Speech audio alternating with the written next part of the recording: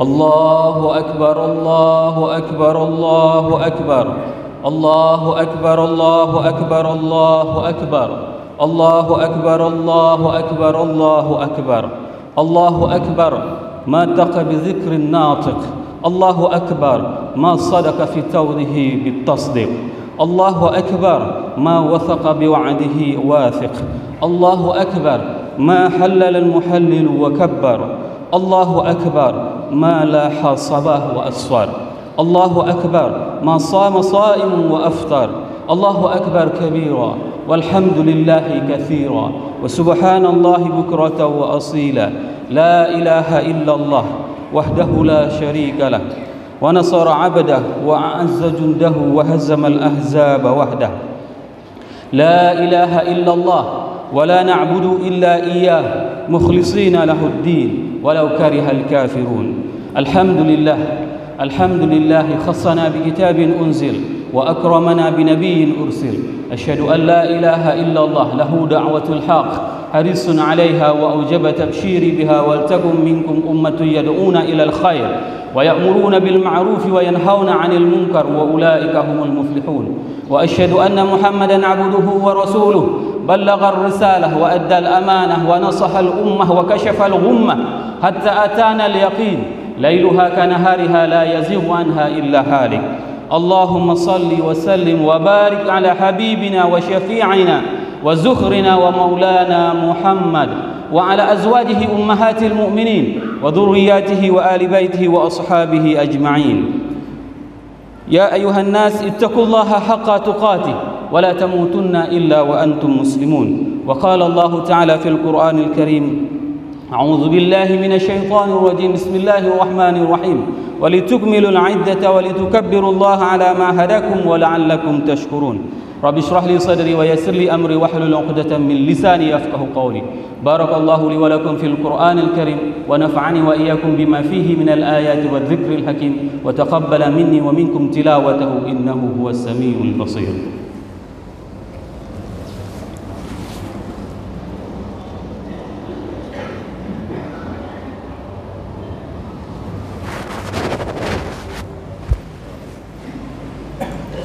الله أكبر الله أكبر الله أكبر الله أكبر الله أكبر الله أكبر الله أكبر كبيرا والحمد لله كثيرا وسبحان الله بكرة وأصيلا. الحمد لله، الحمد لله بنعمته تتم الصالحات، وبفضله تتنزل البركات، وبحقه تتحقق المقاصد والغايات. أشهد أن لا إله إلا الله وأشهد أن محمدا عبده ورسوله. اللهم صل على سيدنا محمد النبي الأمي الحبيب المحبوب العلي القدر العظيم الجاه، وعلى أزواجه أمهات المؤمنين وذرياته وآل بيته وأصحابه أجمعين.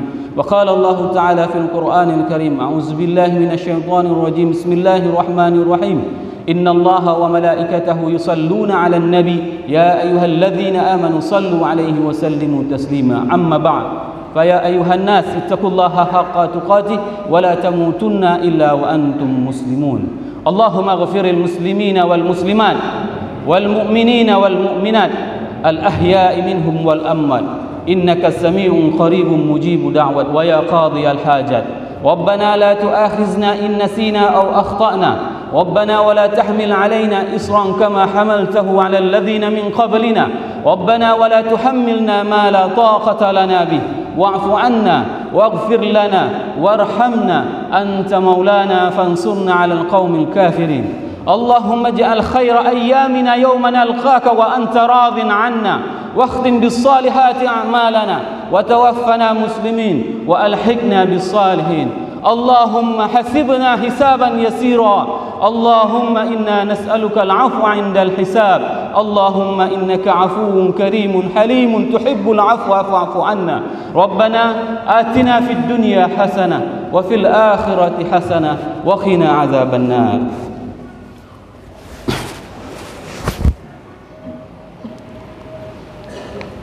الحمد لله، الحمد لله بنعمته تتم الصالحات. asyhadu an la ilaha illallah wa asyhadu anna Muhammadan 'abduhu wa rasuluh. Allahumma shalli ala sayyidina Muhammad wa ala alihi wa ashabihi ajma'in. Rabbi shrah li sadri wa yassir li amri wahlul 'uqdatam min lisani yafqahu qawli. Amma ba'd. Yang saya muliakan Tunku Imam Syekh, Tunku Imam Gampong, Tunku Imam Rawatib, penghormatan saya yang mulia Bapak Guci, Tuhapet, Tuhalapan, dan yang saya banggakan Ketua BKM Masjid Darussalam. Ini merupakan sebuah kesempatan bagi kita untuk mendapatkan bersilaturahmi pada hari yang penuh dengan keberkahan ini. Alhamdulillah, pada hari yang berbahagia ini Allah masih memberikan kesempatan kepada kita semuanya untuk bisa bertemu di tempat yang penuh dengan keberkahan ini. Nikmat yang paling terbesar hari ini yang kita alami itu adalah pada saat Allah memberikan nikmat Islam kepada kita tanpa kita memintanya. Ayat yang dibacakan oleh imam tadi merupakan sepenggal kisah bagaimana kecintaan seorang ayah kepada anaknya pada saat Nabi Nuh mengadu kepada Allah. Wahai Allah, berikanlah hidayah kepada anakku, innahu min ahli. Nabi Nuh mengadu kepada Allah. Ini seorang nabi meminta permohonan kepada Allah agar apa? Agar hidayah tersebut bisa diberikan kepada anaknya. Namun apa yang dijawab oleh Allah? Ya Nuh, innahu laysa min ahli.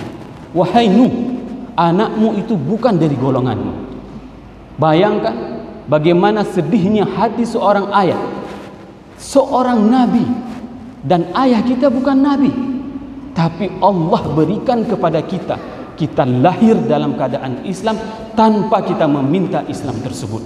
Maka ini adalah sebuah nikmat yang paling besar bagi kita pada hari ini. Pada saat Allah memberikan nikmat Islam tanpa kita meminta. Berbeda dengan mereka para anbiya. Mereka nabi akan tetapi anaknya itu tidak bisa masuk Islam. Hal yang sama juga terjadi dengan baginda Rasulullah SAW. Pada saat Rasul sangat mencintai pamannya. Bayangkan bagaimana kecintaan seorang paman terhadap keponakannya. Di umur 40 tahun Rasulullah SAW, beliau disuruh tidur di atas kasur pamannya. Sona di antara danyo yang tayu anak kumun bak kasur danyo yang umur 40 tahun anak kumun. Tidak ada satupun kecintaan kita terhadap keponakan kita hari ini yang itu kita suruh tidur dia di atas kasur kita. Berbeda dengan paman Nabi. Namun apa yang terjadi? Allah menjawab, innaka la tahdi man ahbabta walakinallaha yahdi man yasha. Wahai Muhammad, sesungguhnya engkau tidak bisa memberikan hidayah kepada orang yang engkau cintai. Sesungguhnya hidayah Allah itu akan diberikan kepada siapapun. Maka bersyukurlah. Bersyukurlah pada saat kita lahir dalam keadaan Islam tanpa kita meminta. Maka ini merupakan salah satu nikmat yang terbesar yang kita peroleh. Abu Quhafah, pada saat beliau masuk Islam, Abu Quhafah itu merupakan orang tua ayahnya Abu Bakar. Abu Bakar melihat pada saat Rasul mensyahadatkan Abu Quhafah, Rasulullah SAW menangis dengan sangat luar biasa sehingga jenggotnya itu basah. Lalu para sahabat menanyakan, apa yang membuatmu menangis wahai Abu Bakar? Bukankah ayahandamu telah masuk Islam? Wallahi, Abu Bakar mengatakan, wallahi demi Allah aku lebih mencintai pamannya masuk Islam daripada ayahku yang masuk Islam. Begitulah kecintaan para sahabat kepada baginda Rasulullah sallallahu alaihi wasallam. Hari ini kita bisa berkumpul di tempat yang penuh keberkahan ini, itu dikarenakan pintu hidayah Allah kirimkan melalui baginda Rasulullah sallallahu alaihi wasallam, sehingga kita tahu mau kemana kita pada saat hari pagi Idul Fitri tersebut. Maka kita keluar berbondong-bondong untuk mengatakan cinta kita kepada baginda Rasulullah sallallahu alaihi wasallam. Wahai Rasul, kendati kami tidak pernah bertemu bertatap muka denganmu, namun hari ini kami tunjukkan bagaimana kecintaan kami kepadamu wahai Rasulullah. Kami keluar dari rumah kami. Ini adalah bentuk kecintaan kami kepadamu wahai Rasulullah. Semoga jamaah yang berhadir pada tempat yang penuh dengan keberkahan ini merupakan di antara umat Nabi Muhammad sallallahu alaihi wasallam yang akan diberikan syafaat oleh baginda Rasulullah sallallahu alaihi wasallam dan akan disuguhkan air dari telaga Kausar. Hadirin jamaah Idul Fitri yang dirahmati Allah. Allahu akbar, Allahu akbar, Allahu akbar, Allahu akbar, Allahu akbar walillahil hamd. Ayat yang khatib bacakan tadi merupakan sepenggal dari cerita bagaimana perjalanan kewajiban puasa. Pada saat Allah menutup firman-Nya di dalam surat Al-Baqarah ayat 185 yang berbunyi, "Walitukmilul 'iddata walitukabbirullaha 'ala ma hadakum wa la'allakum tashkurun." Agar kita menyempurnakan bilangan hari, agar kita menyempurnakan amal-amal saleh. Litukmilul 'iddah tersebut bukan hanya kita menyempurnakan bilangan hari, akan tetapi kita menyempurnakan kesalehan-kesalehan yang pernah kita lakukan pada saat kita melakukan mengisi Ramadan dengan qiyamul lail, dengan membaca Quran, dengan bersedekah. Kesalehan-kesalehan tersebut itu akan terus kita isi di 11 bulan yang akan datang. Ini yang dimaksud di antara walitukmilul 'iddah walitukabbirullah, dan kita akan mengagungkan Allah mulai kemarin sore pada saat matahari memasuki ke dalam ufuk. Maka pada saat itu Ramadan telah meninggalkan kita. Ramadan itu adalah bulan yang penuh dengan keberkahan, bulan yang tidak terdapat di bulan-bulan yang lain, di mana 10 akhir itu merupakan malam-malam terbaik yang ada di atas jagat raya. Sehingga kebaikan yang pernah kita lakukan di 10 akhir tersebut tidak kita lepaskan di 11 bulan yang akan datang. Ini yang dimaksud dengan mengagungkan Allah. Walitukbirullah ala ma hadakum, sebagaimana Allah telah memberikan hidayah kepada kita. Sungguh, kalau seandainya Rasulullah SAW itu tidak pernah diutus, maka kita tidak tahu, jamaah yang dirahmati Allah, bagaimana indahnya menempelkan dahi kita di lantai. Akan tetapi bisikan kita di lantai ini didengar oleh penduduk langit semuanya. Dan kita tidak tahu bagaimana indahnya pada saat kita mempunyai masalah yang begitu besar, namun kita menadahkan tangan kita meminta kepada Allah. Ternyata Allah jauh lebih besar dari permasalahan yang kita alami. Rahmat dari Allah itu akan turun pada saat kita mengangkatkan tangan kita ke langit. Maka keindahan tersebut itulah yang dinamakan dengan hidayah dari Allah. Dan kita tidak akan pernah tahu hidayah tersebut kalau seandainya baginda Rasulullah SAW tidak diutus ke atas muka bumi ini. Allahu Akbar, Allahu Akbar, Allahu Akbar, Allahu Akbar, walillahil hamd. Idul Fitri merupakan ada beberapa pesan yang ingin disampaikan kepada kita semuanya. Dikarenakan Rasul SAW sudah tidak ada lagi dalam kehidupan kita ini. Beda kehidupan kita 1400 tahun lamanya dengan kehidupan baginda Rasulullah SAW. Akan tetapi kita bisa mencontohi apa saja yang diperintahkan oleh baginda Rasulullah SAW di dalam tatanan kehidupan kita. Sebagaimana di dalam Sunan Baihaqi hadis dari Ibnu Abbas, beliau mengatakan bahwasanya Rasulullah SAW bersabda, "Idza kana yaumin 'Idil Fitr, habatal malaikati ila al-ard bi sautin yunadi bi sautin yasma'u jami' khalqullah illa thaqalaini minal jinni wal ins. Ya ummata Muhammad, ukhruju ila rabbikum karim, yu'til jazil wa yaghfir dhunubil 'azim." Ini merupakan sebuah kabar gembira kepada kita semuanya, karena pada saat hari Idul Fitri, pada saat subuh tadi, malaikat turun ke atas bumi semuanya berdoa kepada kita, "Ya umat Muhammad, wahai umat Nabi Muhammad, ukhruju ila rabbil karim, maka keluarlah kalian menuju kepada Tuhan yang Maha Pengasih." Hari ini kita menyahuti apa yang diserukan oleh malaikat tersebut sehingga berkumpul di tempat yang penuh dengan keberkahan ini. Dikarenakan ini merupakan salah satu bentuk bagaimana kita mewujudkan kecintaan kita kepada baginda Rasulullah SAW. Kita menunjukkan cinta kita dengan mengikuti apa yang diajarkan oleh baginda Rasulullah. Maka ada pepatah orang Aceh yang mengatakan, saya sangat bangga dengan orang Aceh dengan mendengarkan pepatah ini. Orang Aceh paling tidak dia itu akan berzikir pada saat gempa, dan dia akan sembahyang wajib hari Jumat, dan dia akan sembahyang sunat hari raya.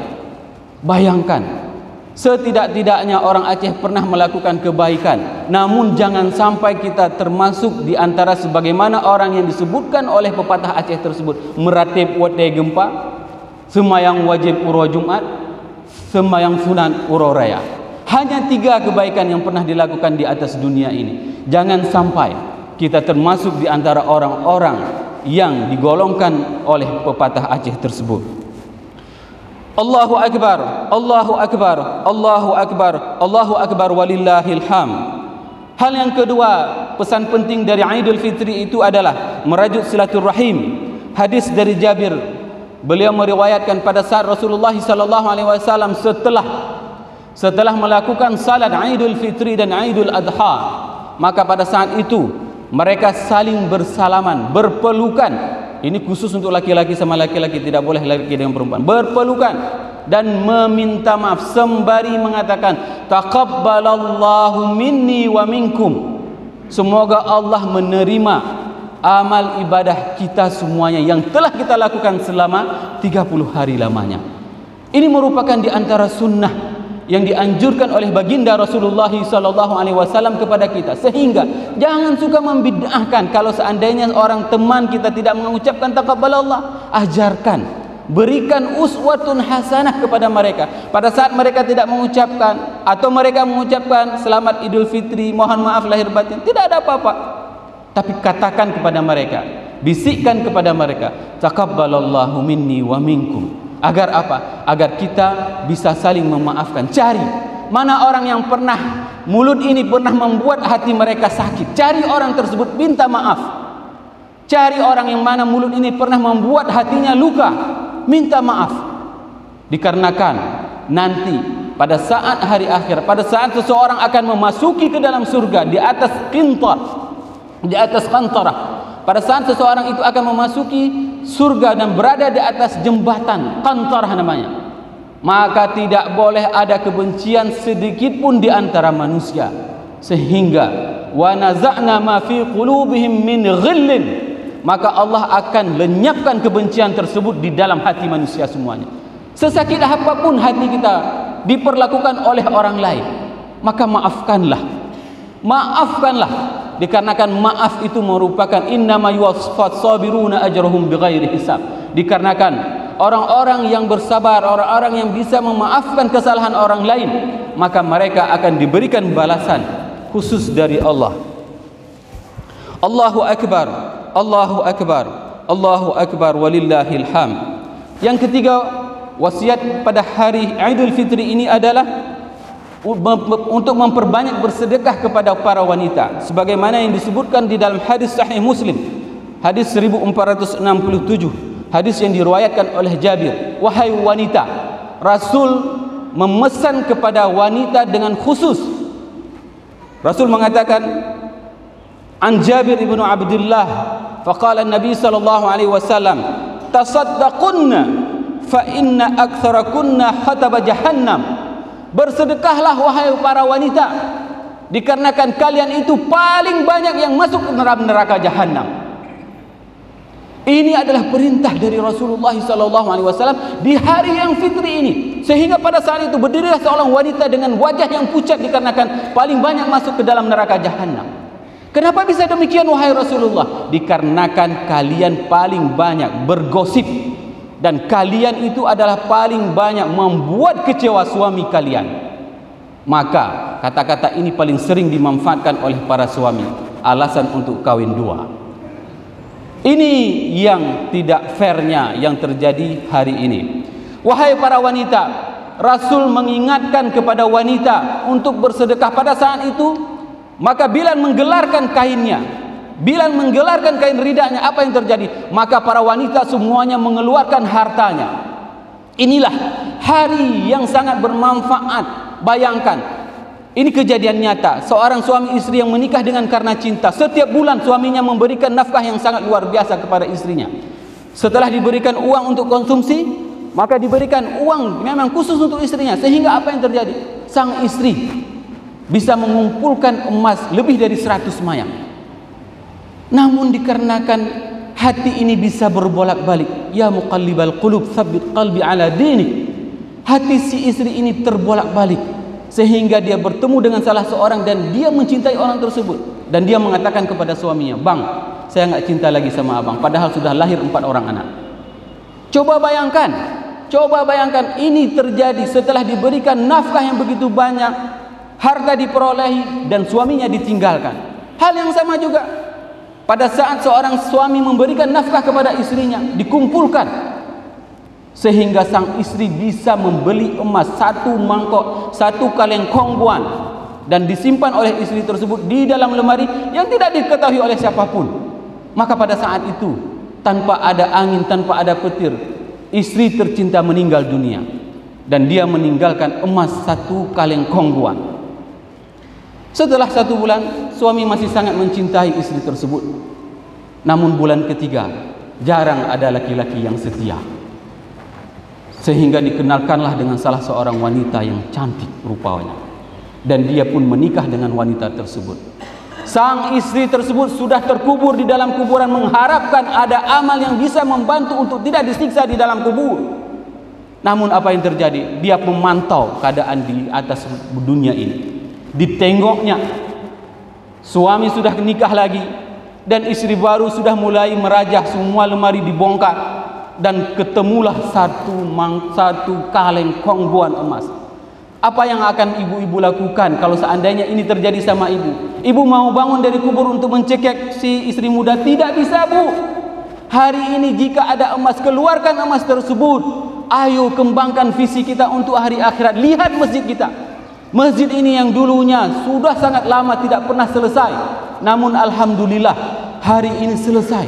Hari ini kita patut berterima kasih kepada orang-orang muhsinin yang mereka mempunyai visi dalam bersedekah secara militan. Secara militan, mereka tidak pernah takut dengan dan khawatir terhadap hartanya. Berapapun mereka berani menyumbang. Mereka berani menyumbang untuk lampu, mereka berani menyumbang untuk apapun. Dikarenakan apa? Dikarenakan projek akhirat mereka itu lebih jelas daripada projek yang ada di dunia. Allahu Akbar, Allahu Akbar, Allahu Akbar, Allahu Akbar, walillahil hamd. Dan yang keempat, pesan yang ingin disampaikan pada Idul Fitri ini adalah yaitu berbakti kepada orang tua. Allah berfirman di dalam surat Al-Isra, A'udzubillahi minasyaitonirrajim, Bismillahirrahmanirrahim. Wa qadha rabbuka alla ta'budu illa iyyah wa bil walidaini ihsana. Imma yablughanna 'indaka al-kibra ahaduhuma aw kilahuma fala taqul lahumā uffin wa la tanharhumā wa qul lahumā qawlan karīmā.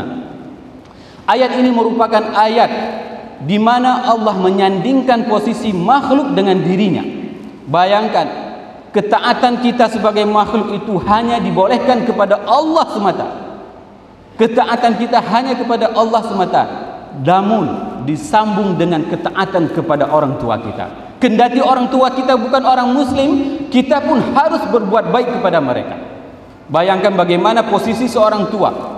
Tidak ada orang yang paling mencintai kita kecuali orang tua kita. Bayangkan, mana ada manusia mendoakan seseorang yang belum pernah ada di atas dunia ini, kecuali memang orang tua. Orang tualah yang mendoakan anaknya, ya Allah berikanlah aku keturunan yang saleh dan salehat. Padahal kita belum ada wujud di atas dunia ini, namun dia sudah mendoakan untuk kita.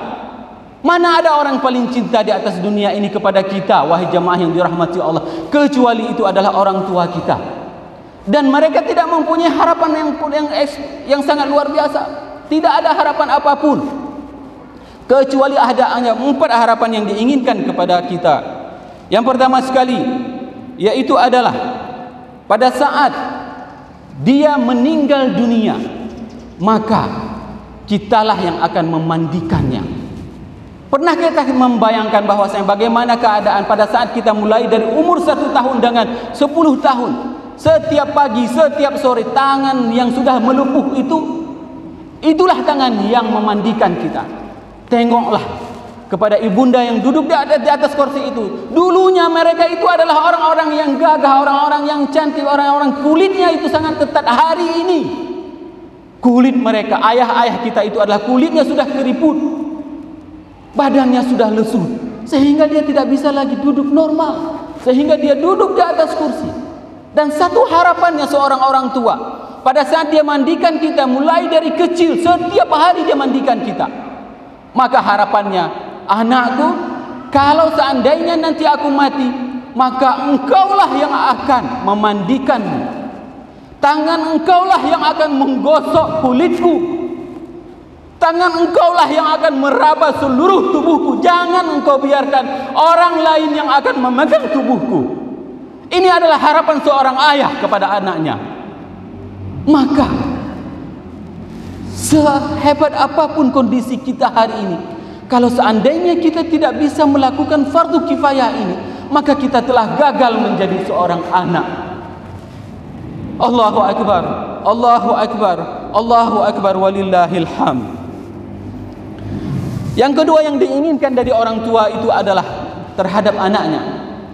Pada saat ibunda kita memakaikan kita baju setiap pagi, pada saat kita sekolah, mandi sore, maka ada harapan dari orang tua kita. Ibunda kita itu sangat mengharapkan, nanti terakhir sekali yang memakaikan bajuku itu adalah kamu, nak.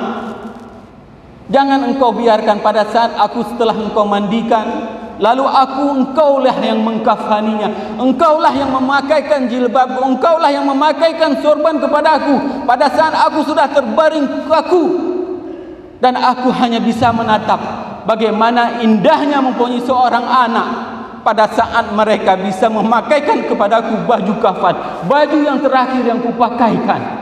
Ini adalah sebuah keindahan. Pada saat kita mempunyai anak, anak kitalah yang akan memakaikan baju terakhir kepada kita. Allahu Akbar, Allahu Akbar, Allahu Akbar, walillahil hamd. Dan yang ketiga yang diinginkan oleh seorang anak, seorang ayah kepada anaknya, seorang orang tua kepada anaknya, yaitu menjadi imam pada saat orang tuanya meninggal dunia. Sedih dan miris kita melihat pada saat orang tua yang meninggal, dia suruh persilahkan kepada Tunku Imam untuk menjadi imam. Padahal sungguh semua orang tua itu mempunyai target bahwasanya pada saat dia meninggal, anaknya lah yang akan menjadi imam. Salah seorang teman dia menceritakan kepada saya bahwasanya pada saat itu dia melakukan tes untuk mendapatkan scholarship ke luar negeri, dan dia sudah lulus beasiswa. Dia lulus ke Australia. Lalu dengan pulang dengan bangga dia ceritakan kepada ibundanya, "Mak, alhamdulillah saya lulus beasiswa S3 ke Australia. Tinggal menunggu pengumuman saja." Apa dijawab oleh ibunda? "Hana mohoja." Bayangkan, hanya satu kata. Ngapain ke sana? Nah, setelah itu ditanyakan, "Kenapa mama berdoa seperti itu?" "Saya khawatir pada saat saya meninggal tidak ada kamu dan tidak ada yang menyalatkan saya." Subhanallah. Setelah ibundanya meninggal, maka dia bisa mendapatkan berbagai macam beasiswa. Bayangkan, ini adalah doa dari orang tua pada saat orang tua tidak menginginkan anaknya, maka ikhlaskan. Kenapa? Ridha Allah itu berada di dalam ridha orang tua kita, dan kemurkaan Allah itu ada pada kemurkaan orang tua. Maka hari ini, pada saat kita masih mempunyai orang tua, itu adalah surga yang terdekat di dalam rumah tangga kita. Jangan pernah sakiti hatinya, jangan pernah membuat hatinya kecewa. Sungguh dia sangat merindukan kasih sayang dari kita. Terkadang dia setiap hari menanyakan kita, anaknya, "Di mana, nak?" Padahal baru kemarin ditanyakan. Itulah sebenarnya keadaan kita dulu waktu kecil. Setiap hari kita menanyakan, "Di mana mama? Di mana bunda? Di mana umi?" Setiap hari kita menanyakan, dan dia tidak pernah bosan. Dia tidak pernah bosan untuk menjawab setiap pertanyaan konyol dari anaknya. Bahkan kecintaan orang tua itu kepada kita sering membuat orang tua kita itu berbohong. Terkadang dia sangat lapar, namun dia suap kita. Dia katakan, "Makanlah, nak. Ibu tidak suka ayam. Makanlah, nak, daging ini. Ibu tidak suka daging." Padahal dia berbohong agar apa? Agar kita anaknya bahagia, agar kita anaknya senang. Hari ini pada saat masih ada orang tua tersebut, maka buatlah hati mereka itu senang.